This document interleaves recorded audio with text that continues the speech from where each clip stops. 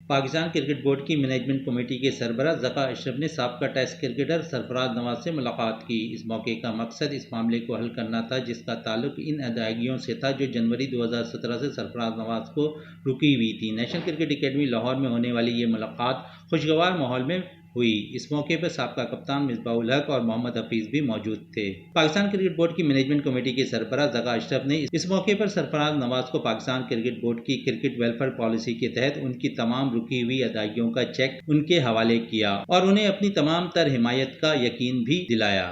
واضح رہے کہ یہ ادائیگیاں تھیں جو سرفراز نواز کی جانب سے پلیئرز ویلفیئر پالیسی کے ضابطۂ اخلاق کے خلاف ورزی کے باعث ڈسپلن کارروائی کے تحت روک دی گئی تھیں۔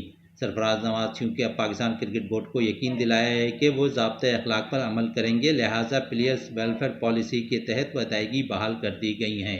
سب سے بڑی خوشی تو مجھے یہ ہے کہ جو 7 سال سے میری پینشن بند تھی وہ ذکا اشرف صاحب نے، چوہے صاحب نے، چیئرمین جو ہیں، انہوں نے یہ بحال کر کے مجھے جو چیک پیش کیا ہے، میں نہایت شکر گزار ہوں۔